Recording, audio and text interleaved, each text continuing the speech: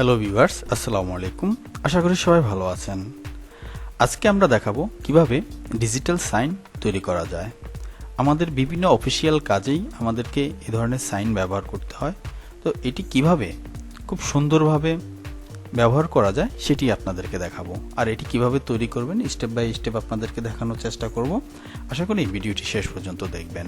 তো প্রথমেই আমরা যে সাইনটি ব্যবহার করতে চাচ্ছি বা যে সাইনটি নিয়ে কাজ করতে চাচ্ছি সেই সাইনটি আপনারা সুন্দরভাবে কাগজে লিখে নেবেন। লিখে নেওয়ার পরে এটিকে স্ক্যান করে নেবেন। স্ক্যান করার পরে সেটিকে আমরা ফটোশপে নিয়ে আসব। তো আজকে আমি আপনাদেরকে শুধুমাত্র ফটোশপ 7 দিয়ে এটি দেখানোর চেষ্টা করব। আপনারা ইউটিউবে হয়তো অন্যান্য ভার্সন দিয়ে ভারী ভার্সনগুলো দিয়ে আপনারা এই কাজটি দেখেছেন। তো আমি আপনাদেরকে সহজভাবে এটি দেখানোর চেষ্টা করব। তো ধরুন যে সাইনটি আপনি ডিজিটাল সাইন হিসাবে তৈরি করতে চাচ্ছেন সেটিকে প্রথমে সিলেক্ট করে ক্রপ করে নেবেন। ক্রপ করে নেওয়ার পরে আপনারা একটু ভালো করে খেয়াল করবেন যে আপনি যে সাইনটি নিতে চাচ্ছেন বা যে সাইনটি নিয়ে কাজ করতে চাচ্ছেন সেটি একটু বড় করে দেখলেই বুঝতে পারবেন যে কোথাও কোনো ফাঁক আছে কিনা বা কোনো গ্যাপ আছে কিনা সেটি একটু খেয়াল করবেন। তো সেটি খেয়াল করার পরে আপনারা এটি আপনাদের প্রয়োজন অনুসারে সুন্দরভাবে ক্রপ করবেন। ক্রপ করে নিয়ে এটিকে একটু লাইট কমিয়ে নেবেন। তো আপনারা Ctrl+L চাপ দিলেই এই অপশানটি চলে আসবে। তো আপনারা এখান থেকে এটিকে একটু লাইট কমিয়ে নেবেন। তাহলে আপনারা এখানে দেখতে পারবেন যে জিনিসটি একটু গাঢ় হয়ে গেছে, অর্থাৎ ছোটোখাটো যেই সাদা অংশ যদিও থাকে তাহলে সেটি এখানে কালো হয়ে যাবে বা ফিল আপ হয়ে যাবে। তারপরে এটিকে আপনারা সিলেক্ট অপশানে যাবেন। সিলেক্ট অপশানে গিয়ে এখানে যে দেখতে পাচ্ছেন কালার রেঞ্জ, এই কালার রেঞ্জ অপশানটিতে ক্লিক করবেন।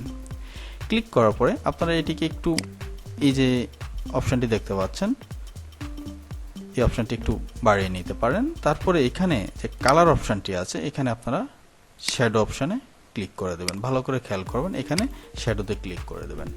শ্যাডোতে ক্লিক করার পরে আপনারা ওকে দিবেন। ওকে দেওয়ার পরে আপনারা দেখতে পারবেন যে আপনার যে সাইনটি আছে সেটি খুব সুন্দরভাবে সিলেক্ট হয়ে আছে।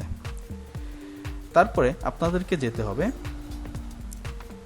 অ্যাডজাস্টমেন্ট লেয়ার যেটি আছে সেটিতে যেতে হবে।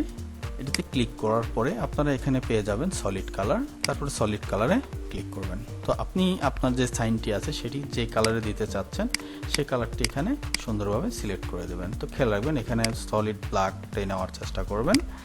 সলিড ব্ল্যাক নেওয়ার পরে আপনারা ঠিক এরকম দেখতে পারবেন যে আপনার সাইনটি কালো হয়ে আছে। তারপরে এখানে আপনারা লেয়ার যে প্লেটে আছে সেখান থেকে লেয়ার থেকে আপনার ব্যাকগ্রাউন্ড যে অপশানটি আছে সেটি খুব সুন্দরভাবে ডিলিট করে দেবেন। ডিলিট করার পরে আপনি আপনার কাঙ্ক্ষিত যেই সাইনটি আছে সেটি পেয়ে যাবেন। তারপরে আপনি এটি ইচ্ছে মতো আপনার যেই কোনো ফাইল বা যেই কোনো কাজে বা যেই কোনো পেপারে আপনি এটিকে অরিজিনালের মতোই ইউজ করতে পারবেন। তো বন্ধুরা এখানে দেখতে পাচ্ছেন যে আমি এটি নিয়ে আসছি, শুধুমাত্র এটি সাইনটাই আসবে, কোনো ব্যাকগ্রাউন্ড কালার বা ব্যাকগ্রাউন্ড কোনো ইমেজ কিছুই এখানে আসবে না। তো এটি আপনারা ওয়ার্ডে কিংবা বিভিন্ন ধরনের ফর্মে কিংবা আপনাদের যে ব্যবসায়িক প্যাড আছে সেই প্যাডে এটি ইউজ করতে পারবেন। তো এটি আমি দেখালাম খুব স্বল্প সময়ে। আশা করি ভিডিওটি আপনাদের ভালো লেগেছে। তারপরে আপনারা এখান থেকে এটিকে সুন্দরভাবে সেভ করে নিতে পারবেন। তো সেভ করার সময় একটু খেয়াল রাখবেন এটিকে অবশ্যই আপনারা পিএনজি ফরম্যাটে সেভ করবেন। পিএনজি ফরম্যাটে সেভ করলে আপনারা যেই কোনো সময় এটিকে যেই কোনো প্রসেসে ইউজ করতে পারবেন। তো ধরুন আপনি কোনো ডকুমেন্ট বা ওয়ার্ডে যদি আপনি এটিকে ব্যবহার করতে চান, আপনি ওয়ার্ড ওপেন করে নেবেন।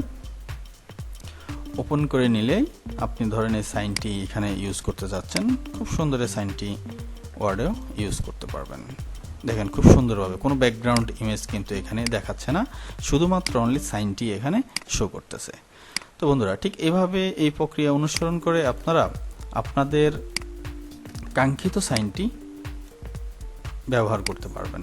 বারবার সিগনেচার করতে গিয়ে আপনাদের কাছে বোরিং ফিল হতে পারে। তো এটি ব্যবহার করে আপনারা খুব সহজেই আপনাদের এই কাজটি সেরে নিতে পারবেন।